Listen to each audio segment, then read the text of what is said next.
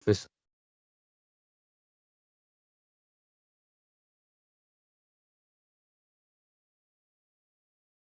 tá mutada, professor, não te ouço.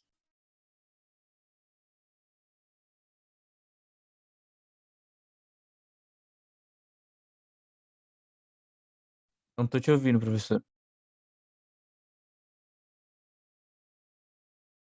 Ah. Oi, Agora, Caio. tudo bom? Agora, né? Eu que não estava com o áudio. Deixa eu só Queria mandar uma saber mensagem aqui. só uma Tudo dúvida, bem? professora. Você vai só tirar a dúvida sobre a prova ou você vai falar alguma coisa, comentar alguma coisa sobre o exame, Sobre as alguma coisa? questões? Isso. Não, então, se você quiser, como estamos por enquanto só nós dois, eu vou gravar, eu posso ver a sua prova e posso comentar as questões que você respondeu, certo? E aí você já fica sabendo o que você acertou, o que você errou. Se você tem dúvida com relação à correção, você já pode se manifestar também, tá? E aí eu já Tá. faço isso. Você quer que eu veja a sua Pode prova? ser. Pode ser. Então tá bom. Deixa eu só aqui voltar então para a sua turma, só um minutinho, e pegar a sua prova lá então. Só um instante. Eu estou gravando a revisão, porque uma vez, a exemplo, né, do semestre passado, que a gente já fez assim, o semestre não, o bimestre. Nossa, deixa eu só ver aqui uma coisa. Eu não sei porque que eu não estou conseguindo visualizar a prova. É difícil aqui a minha vida hoje, viu? Tá complicado. Só um instante. Resultados, notas. Deixa eu só ver aqui. Só um minutinho. Muito complicado. Tentativas. Deixa eu ver.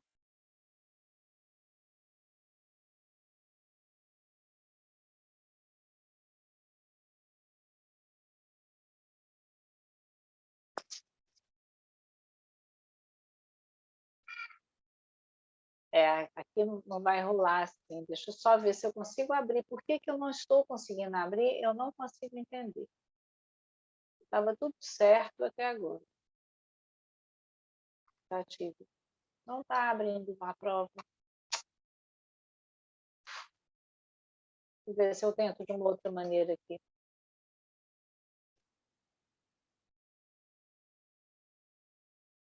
Acho que agora eu vou conseguir. Pronto. Caio Teles, está aqui. Então, o problema é que eu não estou conseguindo, eu estou conseguindo ver as suas respostas, mas eu não estou conseguindo ver as questões, tá? Tem alguma coisa, direitos.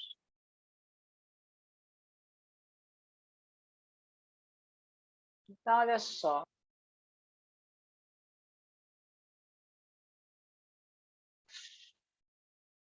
Então, olha só. Uma das suas respostas, eu não sei porque que eu não estou conseguindo ver. Agora eu consegui, que bom. Então, olha só. A sua primeira questão, que você teve 60% de acerto, foi a seguinte, foi a da vacina. O atraso no programa de vacinação contra a Covid-19 em países menos desenvolvidos, como é o caso do Brasil, fez surgir o turismo da vacina.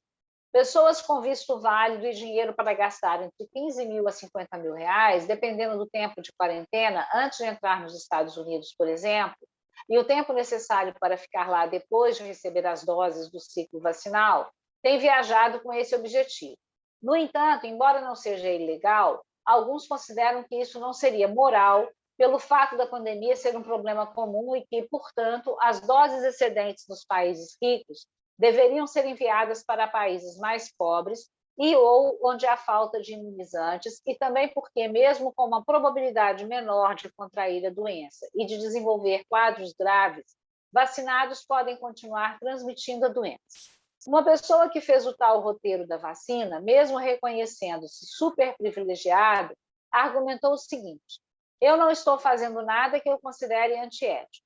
Eu acho que seria um problema se de alguma forma eu estivesse atrapalhando o cronograma ou estivesse tirando doses de alguém. Pergunta: considerando que coloca Sandels em seu livro A Tirania do Mérito e também o que foi estudado em nosso curso, como devemos julgar o turismo da vacina? Justifique sua resposta. Aí você respondeu o seguinte, Caio: o turismo da vacina seria considerado, aos olhos de Sandel, como antiético. Além de todo o roteiro internacional, colocando em exposição várias pessoas por quem esbarra, né, durante o percurso, a pessoa que o faz estaria sendo negligente se confirmasse a fala da entrevistada, pois, ao tomar a vacina no protocolo de outro país, está tomando o lugar de outra pessoa que poderia estar vacinada, sendo ela de diferente grupo de risco ou até de países mais pobres, através de ações sociais. Então, veja, o que faltou aqui nessa sua resposta? Porque você, como eu disse, acertou 60% da questão. Onde é que estão? O que está faltando para os 40%? Ficou faltando trabalhar um pouco mais essa perspectiva do Sandel, né, do quanto que a questão da meritocracia ou do mérito acabou corroendo o nosso senso de pertencimento, né? A ideia de que a gente pertence a uma comunidade maior, mais ampla, e de que a gente é responsável. O que, de certa forma, você até fala um pouco, mas sem usar os conceitos do Sandel. E o objetivo na questão é que você demonstre que você se apropriou desses conceitos. Então, ficou faltando demonstrar isso. Ou seja, de Como eu que... deveria ter falado, professor? Então, eu vou te explicar como se deveria ter falado, né? Se é isso que você gostaria de saber. Então, olha só. O turismo da vacina seria considerado, aos olhos de Sandel, como antiético. E aí vou pegar até os pedaços da sua própria resposta para dizer o que você acrescentaria. Além de todo o roteiro internacional, colocando em exposição várias pessoas, né, nas quais você esbarra durante o percurso, né, a pessoa que busca, né, o turista da vacina, o que faz estaria sendo negligente se confirmasse a fala da entrevistada, pois ao tomar a vacina, no protocolo de outro país, etc. Essa situação toda, então, concluindo, o que você poderia acrescentar no final? Toda essa situação revela aquilo que o Sandel coloca em termos de corrosão do sentimento de pertencimento. O Sandel, ele evidencia, né, no seu livro, de que a nossa preocupação e que até mesmo o sentido da ética tem que ter essa dimensão do outro. A pessoa aqui, ela está claramente indo na contramão disso, seja porque ou ela está, né, tomando doses que poderiam ir para países mais pobres, certo? Fazendo uso da sua posição privilegiada, seja porque, no momento em que ela faz esse deslocamento, ela coloca em risco uma série de outras pessoas no caminho. Então, como você mesmo demonstrou. Então, isso mostra que ela não tem esse senso de pertencimento, que ela não tem essa dimensão do outro, né? Que ela parte do princípio de que ela merece ou de que ela fez por merecer, de que ela tem condições para isso, tá? Mas, na perspectiva do Sandel, seria considerado antiético. Seria considerado antiético também, mesmo numa perspectiva utilitária, porque a pergunta pede, né? Inclusive, que você trabalhe, como foi estudado em nosso curso, como que a gente deve julgar o turismo da vacina. Porque a perspectiva utilitária, por exemplo, é aquela que considera que é moral, né, aquilo que, a partir de uma avaliação de custo-benefício, produz o maior bem para o maior número. Como você mesmo apontou na sua resposta, o risco, né, ao qual essa pessoa está se expondo e expondo outras pessoas, certo? Isso não traz o maior benefício para o maior número, porque no deslocamento ela pode adoecer outras pessoas, pode adoecer e pode adoecer outras pessoas, e na volta, e aí você poderia ter acrescentado também isso, na volta, quando ela retorna para o seu país de origem, no qual ainda muitas pessoas não foram vacinadas, ela pode até estar imune, né? Mas ela pode continuar transmitindo, certo? Para as outras pessoas que ainda não foram imunizadas, né? Então, de certa forma, furando a fila num outro sentido, né? Ela, na volta, ela pode acabar, ela continua transmitindo do mesmo modo. Então, não há benefício nessa ação, a não ser para ela mesma. Ela é a única beneficiada nessa ação, certo? Então, faltou acrescentar, fazer essas outras considerações, certo? Hein, Caio? Entendi, Ok? professora. Estou anotando aqui. Então, tá bom. Então, tá certo. Vai ficar gravado, tá? Então, você não precisa se preocupar, porque em estando gravado, deixa eu só ver aqui a sua outra resposta. Nossa, o ambiente está com modo de apresentação, tá difícil aqui a minha vida hoje. Deixa eu ver o que mais que Eu eu tenho. deveria ter falado mais essas palavras-chave, é isso? Na verdade, é o seguinte, qual que é o objetivo da questão? O objetivo da questão é sempre ver o quanto vocês foram capazes de, ao longo do semestre, se apropriar dos conceitos, das teorias estudadas, certo? Então, assim, quando eu corrijo a questão, além dos argumentos outros que vocês possam colocar, é importante que vocês mostrem como que os autores que nós estudamos, as perspectivas que nós estudamos, os conceitos que nós estudamos, como é que eles podem também servir como argumentação naquilo que vocês colocam, certo? Então, é preciso mostrar que vocês têm essa base teórica, tá? Não é só a questão, né, dos exemplos, que vocês são livres para escolher os exemplos que quiserem, desde que eles estejam de acordo com a situação. Mas é também serem capazes de demonstrar que se apropriaram disso, certo? Que se apropriaram dessas... lá. Meu Deus. Deixa eu ver aqui. Notas. Deixa eu ver se eu consigo entrar de novo. Ações de avaliação, tentativas. Nossa, está tão difícil isso aqui. As tentativas. Não aparece ninguém, não aparece nada. Eu vou tentar, sei lá, deixa eu ver aqui. Deixa eu ver se pelo quadro de notas eu consigo ver a sua prova. Alguma coisa. Que aí fica mais fácil. Só um minutinho, tá?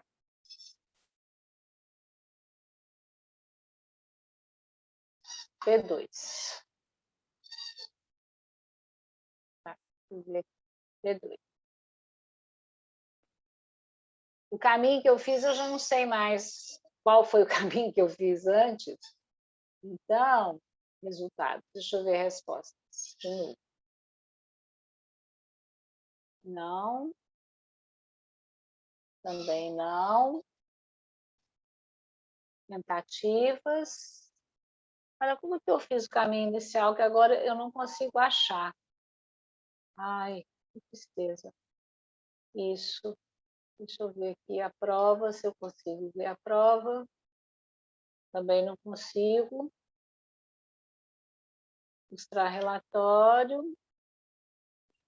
Dados. Redefinir. Não. Deixa eu só ver aqui uma coisa. Tentar um outro caminho. Não. Nada a ver. Posso fazer isso. Nossa, Caio, que coisa. Deixa eu ver aqui. Avaliação. Sem problema.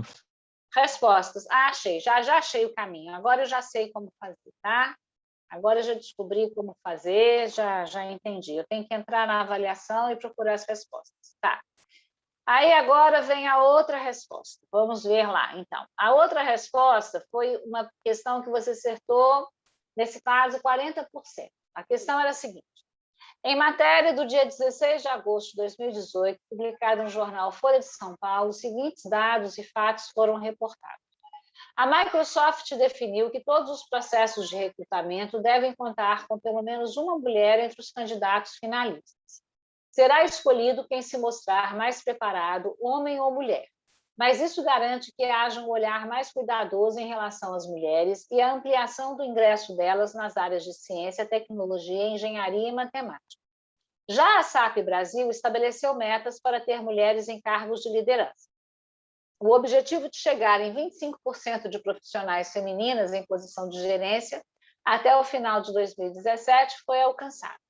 Pergunta: explique por que a prática acima tem ganhado espaço nas organizações. Você respondeu o seguinte: porque cada vez mais as mulheres estão organizando movimentos que reivindicam seus direitos para serem reconhecidos pela sociedade e diminuir a diferença social entre gêneros. Certo, mas tem mais do que isso. Na verdade, o que nós estudamos foi o quanto que as empresas, isso está relacionado com a questão do crescimento da responsabilidade social dentro das organizações, ou da ideia de responsabilidade social dentro das organizações. Não só da ideia de responsabilidade social, mas da ideia de uma governança, ou seja, que se revele nas práticas todas da organização, voltadas para a sociedade, para a responsabilidade social e para a questão do meio ambiente, o que nos leva ao crescimento dentro das organizações de uma ideia de desenvolvimento sustentável. E é isso que tem impulsionado o crescimento dessas práticas de diversidade ou políticas de promoção de diversidade dentro das organizações, certo? Então, assim, na sua resposta, o que ficou faltando foi toda essa parte, tá, do desenvolvimento da responsabilidade social nas organizações, o quanto que isso é que, no final das contas, tem levado, né, é evidente que tem a expectativa da sociedade que você bem colocou aqui, e isso foi considerado na sua resposta, mas as empresas têm se tornado muito mais sensíveis a esse tipo de expectativa em razão do avanço dessa noção de responsabilidade social e de uma governança voltada para isso, do que há décadas atrás, ou há 10 anos atrás, não precisa nem ser décadas, do que há uma década atrás, certo? Então, ficou faltando isso na sua resposta, tá? Alguma outra dúvida, cara? Pode ser um pouco mais claro, professor? Eu não entendi muito bem. Então, na verdade, o que acontece? Na sua resposta, você falou só de que essa questão da Microsoft contratar mais mulheres se devia ao fato de que as mulheres estão organizando movimentos que reivindicam seus direitos. Só que faltou você colocar nessa sua resposta toda uma dimensão da responsabilidade social, do crescimento da responsabilidade social nas organizações, e mostrar como é que elas estão sensíveis a isso, certo? Tá? Tá. Então, tá bom. Bom, aí a outra resposta da sua questão foi uma questão que você acertou 30%. A questão era a seguinte: de acordo com notícia publicada no jornal Estado de São Paulo, em 26 de março de 2019, o jogador de futebol russo, Pavel Probniak, foi multado pela União de Futebol Russo após fazer uma declaração racista contra um jogador brasileiro, Ari, convocado para a seleção russa. Ari é naturalizado russo e joga naquele país há 9 anos. Sobre a convocação, Probniak teria dito: é ridículo que jogadores negros atuem pela seleção da Rússia. Depois, o atacante russo teria dito que sua intenção não era ofender jogadores negros, mas defender a ideia de que apenas jogadores nascidos no país poderiam defender a seleção. O jogador foi também suspenso até o fim da temporada, o jogador russo, né? Considerando que foi estudado sobre os princípios gerais da ética profissional, avalie as ações do jogador russo. Sua resposta: se o jogador russo quisesse apenas se posicionar sobre a atuação de jogadores naturalizados em determinadas seleções, não usaria o termo negros. Ele, de fato, foi racista e deveria ter sido punido severamente, inclusive sendo banido de sua seleção. Veja, você analisou a situação do ponto de vista do que o jogador russo falou tem de racista. Ok, mas isso não responde à pergunta, porque a pergunta pede que você avalie do ponto de vista dos princípios gerais da ética profissional. Por que ser racista vai contra os princípios gerais da ética profissional? E veja, não é nem da ética do administrador, porque um jogador não é um administrador. São os princípios gerais da ética profissional. No que nós vimos lá nas nossas aulas, lá atrás, se não me engano, isso está na aula 3 ou 4, na aula 4. Está na aula 4, do que nós vimos é o seguinte: os princípios gerais da ética profissional, eles falam de tolerância, eles falam de dedicação, eles falam de compromisso, falam de responsabilidade, falam de honestidade, né? A atividade profissional é uma atividade que a gente exerce para os outros, né? E que tem que ser reconhecida por eles. E para que isso aconteça, a gente tem que exercer essa atividade correspondendo aos valores sociais mais amplos, certo? Uma atitude como essa é uma atitude que contraria valores sociais mais amplos, uma vez que há, sobretudo no futebol, e você poderia destacar isso, né? Sobretudo no futebol, nos últimos anos, por parte das confederações e etc., um certo esforço de tentar exatamente inibir comportamentos que sejam comportamentos racistas. Além disso, o próprio jogador, o Ari, é alguém que atua na Rússia há 9 anos, ou seja, ele já faz parte de clubes russos, né? Ele é naturalizado russo, ele é um cidadão russo. O desprezo do outro jogador é o desprezo por um profissional, que é um profissional da mesma categoria que ele, certo? E que não deveria ocorrer, porque um dos princípios da ética profissional também é esse, é você tratar com respeito todos aqueles que são profissionais, tanto quanto você, e, sobretudo, aqueles da mesma categoria, né? Essa ideia de lealdade, de identificação, tá certo? Com o outro. Então, é nesse sentido que contraria os princípios da ética profissional. Então, você avaliou, né, dentro do que diz respeito, né, à questão do racismo, compreendeu bem que era uma atitude racista, mas não mostrou por que essa atitude contraria os princípios da ética profissional, certo? Os princípios gerais, tá? Ok, Caio? Ai, nossa, que bagunça. Ok, professor. Ok? Então tá bom. Bom, a outra resposta foi uma resposta que você acertou 20%, né, que é uma pergunta sobre o livro A Tirania do Mérito. Em seu livro A Tirania do Mérito, o autor Michael Sandel ressalta que, nas últimas décadas, as queixas daqueles que ficam para trás em termos de progresso e prosperidade não são só econômicas ou só sobre salários e empregos, mas também sobre estima social. Por quê? Aí você respondeu assim: porque, além de prosperidade econômica, buscavam principalmente serem reconhecidos pela sociedade por suas individualidades. Veja, você colocou uma questão que é importante, um aspecto é importante, mas você não desenvolveu, você não mostrou, né, você não argumentou, fazendo uso daquilo que o Michael Sandel coloca no livro dele, tá? Eu citando outros exemplos. Então, assim, você não demonstrou que tenha adquirido conhecimento sobre aquilo que está lá no livro de leitura obrigatória, aquilo que é colocado sobre a tirania do mérito. O que você deveria ter colocado aqui, além disso que você colocou? Tá? Você deveria ter colocado o seguinte, que existe um ressentimento, porque é disso que o Michael Sandel fala no livro dele.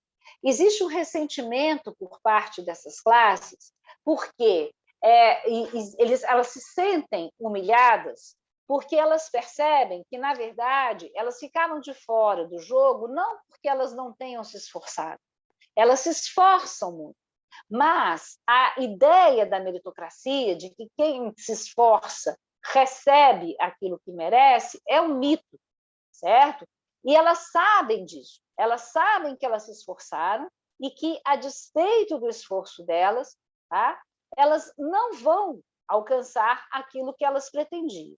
Aqueles que alcançam, na verdade, não alcançam isso por si mesmos, alcançam, como o próprio Michael Sandel mostra no livro dele, porque são favorecidos por uma série de circunstâncias, né, que, na verdade, circunstâncias que são proporcionadas pela classe social em que essas pessoas nasceram, certo? Pelo contexto social no qual elas viveram. E todas as outras que não viveram nas mesmas condições têm cada vez menos chances de alcançar. Então, a meritocracia é uma balela. Além disso, a ideia da meritocracia acaba, né, colocando também essas pessoas que estão fora dessa possibilidade, numa situação com uma sensação de humilhação. Eles se sentem frequentemente humilhados pela questão que é uma palavra que o Michael Sandel coloca lá, que é a supervalorização. Ele vai usar um outro termo, que agora me foge, daqui a pouco lembro, que é essa valorização, né, da formação superior, que é essa coisa das credenciais. Né? As pessoas que foram excluídas desse processo, que não conseguiram, por exemplo, né, alcançar ou cursar determinadas universidades, ou até mesmo chegar ao ensino superior, para essas pessoas faltam credenciais que são supervalorizadas nessa sociedade orientada pela meritocracia e pelos valores que são os valores próprios do neoliberalismo e que o Michael Sandel coloca lá no livro dele. Então, elas se sentem excluídas e completamente à parte, elas se sentem humilhadas diante das outras porque elas não têm as mesmas credenciais que são cada vez mais valorizadas, certo? E, além disso, né, então, por isso, elas consideram que elas não são estimadas, não são consideradas, não são respeitadas, certo? E, além disso, elas percebem que elas fazem o esforço, têm o esforço, mas que a meritocracia não funciona da maneira como essas pessoas que alcançam a posição e que acreditam que alcançaram isso por mérito, né? A meritocracia não funciona, ela seria um mito. Tá? Então, isso gera o ressentimento, certo? Alguma dúvida, Caio? Não, professor, acho que deu para entender bem. Deu para entender? Então tá. Você tem mais alguma dúvida com relação à sua prova? Com relação ao exame? Não, nenhum. Não? Então tá, porque assim, eu estou esperando ingressar em outros, se você quiser ficar esperando, né, até, enfim, o meu tempo aqui acabar, e outros ingressarem para ouvir outras respostas, você pode ficar aí, que eu vou ficar aqui, né, esperando, ou se você quiser também sair e tal, porque a aula vai ficar gravada e vai ficar disponível depois no ambiente, tá? Então, se você tiver alguma outra dúvida, ou quiser esperar ou não quiser, tá? Porque eu vou ficar aqui aguardando ver se outros aparecem, tá bom? Tá bom, professor. Depois eu dou uma olhada na gravação. Obrigado. Tchau, tchau. Boa noite. De nada, boa noite, Caio, até mais.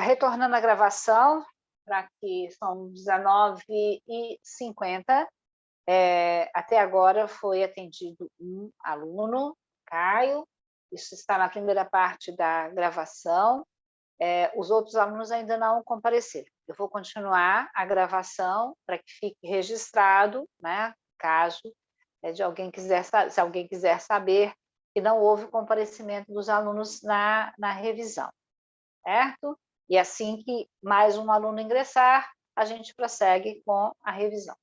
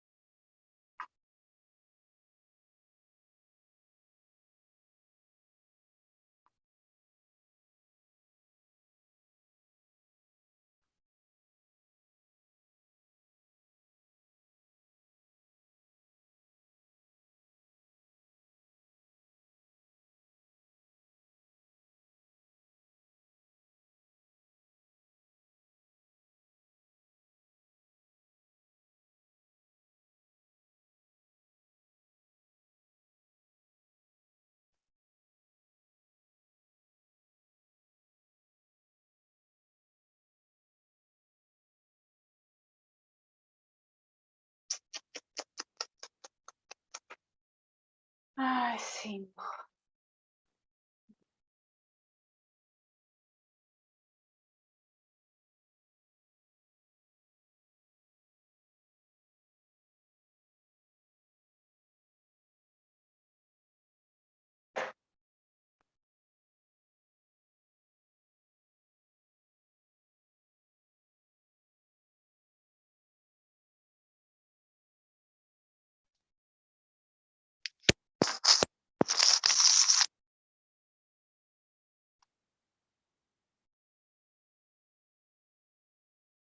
Muito bem.